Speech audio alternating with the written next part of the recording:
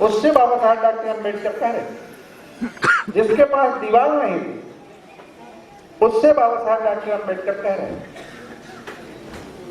तुम इस देश के मालिक हो और सत्ता में जाओगे।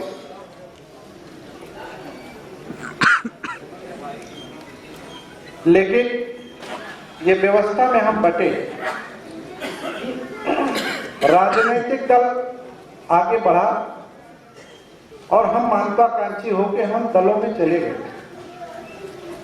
सत्ता भी बनी और सत्ता में भी हम ही उसी तरह से घसीटे गए जैसे पहले गए।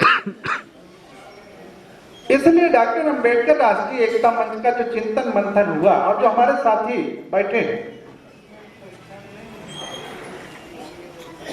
14/12/2014 को जब हम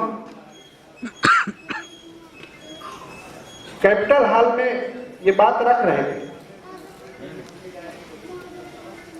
कि पूरे देश के लोग जो अम्बेडकराइज मूवमेंट को चलाना चाहते हैं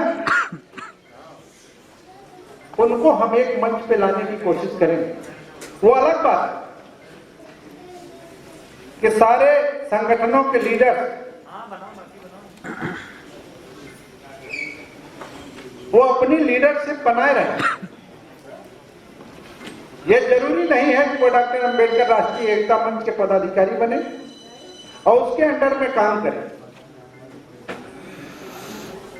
लेकिन ये जरूरी है कि पूरे देश का, पूरे प्रदेश का, पूरे जिले का जो संगठन है, अगर वो बाबा साहब डॉक्टर अम्बेडकर का सच्चा अनुयायी है, एजुकेट, एजुकेट, ऑर्गेनाइज की बात करता है, तो उसे एक पहला मूल मंत्र जो है उसका फॉलो करना चाहिए। संगठित होने का एक मंच पे आने की जरूरत है। बाबा साहब डॉक्टर अम्बेडकर के ये जो मूल मंत्र है, एजुकेट, एजुकेट, ऑर्गेनाइज, इसका जो रूपांतर हमारे लोगों ने कर दिया। शिक्षित बनो, संगठित हो, संघर्ष करो। मैं समझता हूं कि 50-60 वर्षों से यही बात आती रही और शिक्षित भी हो गए लोग, संगठन बना के संगठित भी हो गए और अलग अलग संघर्ष भी कर रहे।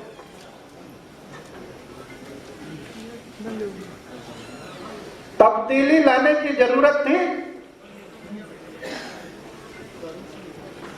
कि शिक्षित बनो का नारा अब थोड़ा आगे बढ़ के ये जितने मंच पे बैठे हैं और मंच के सामने बैठे हैं,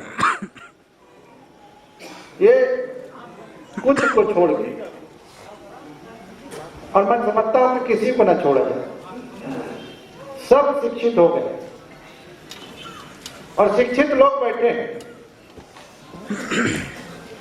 तो शिक्षित लोगों की अब जिम्मेदारी बढ़ती है कि शिक्षित बनो के स्थान पे शिक्षित करो का नारा अब लगाना चाहिए। और ये पढ़े लिखे लोग जो doctor, engineer, IAS, IPS, PCS जो है, इनको अपने ऑफिस से, अपने घरों से, अपने बाल बच्चों के बीच से जो समय बचे वो गांव की ओर ले जाने की काम करें। और जो अशिक्षित लोग हैं, जो अशिक्षित लोग हैं, उनको शिक्षित करने की जरूरत है। इसीलिए डॉक्टर अम्बेडकर राष्ट्रीय एकता मंच ने कहा कि शिक्षित करो। शिक्षित किसको करोगे?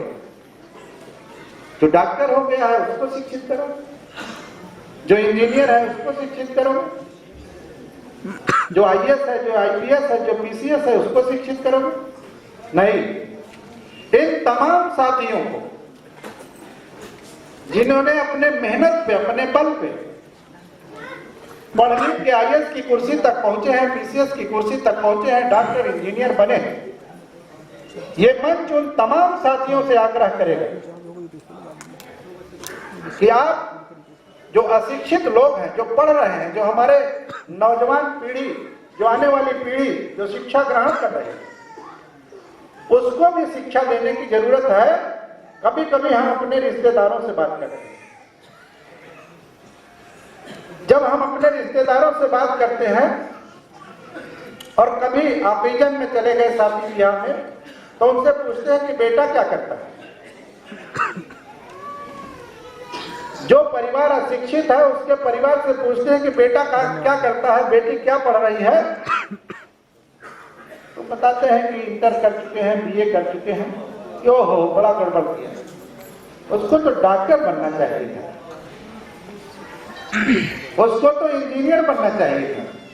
मतलब कभी कभी घर जाके उसको शिक्षा देने की जरूरत समझिए कि उसको डॉक्टर बनना चाहिए। अब वो डॉक्टर कैसे बनेगी? जो हाई स्कूल कर लिया, इंटर कर लिया, बीए कर लिया, एमए कर लिया। कहीं लाइन में तो डॉक्टर की कोई श्रेणी आती नहीं जो डॉक्टर बन जाएगा। ये जो मंच पे बैठे हैं, जो मंच के सामने बैठे हैं, जो पढ़े लिखे लोग हैं, उनको ज्ञान होगा जो डॉक्टर है।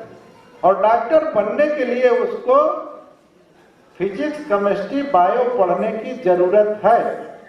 और जब तक वो बायो नहीं पढ़ेगा वो डॉक्टर हो ही नहीं सकता। इसलिए जो डॉक्टर है वो मेरे मंच के माध्यम से बताएगा। जो हॉस्टल में हमारे बच्चे चले गए हैं वहां जाके कैंप लगाएगा, वो बताएगा कि मैं किन परिस्थितियों से पढ़ के आया हूं और इस डॉक्टर बनने की क्वालिफिकेशन क्या हो, इंजीनियर बनने की क्वालिफिकेशन क्या हो। जिसको मैथ नहीं है वो इंजीनियर कैसे बनेगा? जिसने एलएलबी नहीं की है वो जज कैसे बनेगा?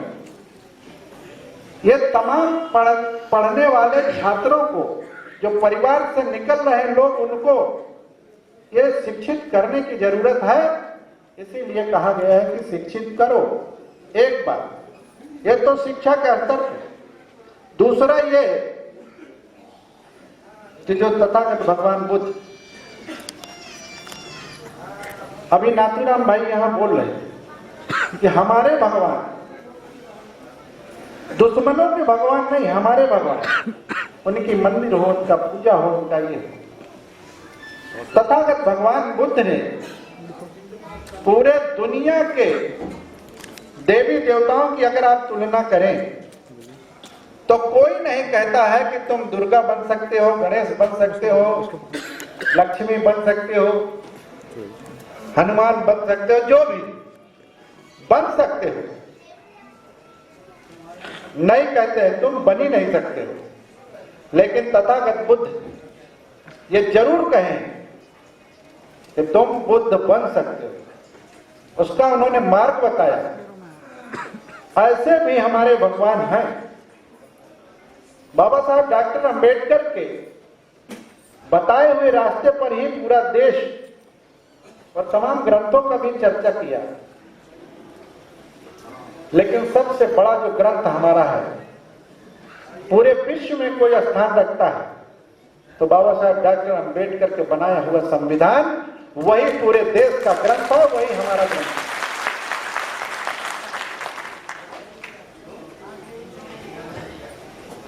अब लड़ाई यहां छिड़ गई है कि जो संविधान है, संविधान में प्रदत्त अधिकार हमारा जो है, जो कर्मचारी अधिकारी हमारा प्रताड़ित हो रहा है, जिनको संवैधानिक व्यवस्था मिली हुई है,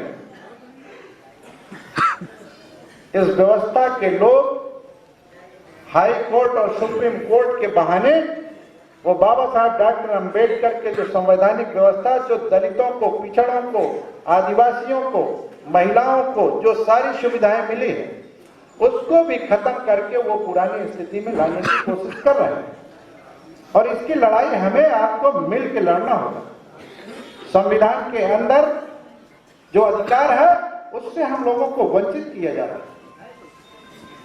अभी जो बाबा साहब ने SC/ST एक्ट के माध्यम से कवच हम लोगों को दे रखा है, उसका भी पूरा रूप से पालन नहीं हो रहा। उसके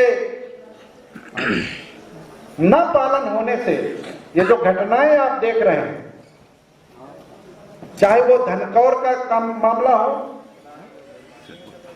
नोएडा के समाज के लोग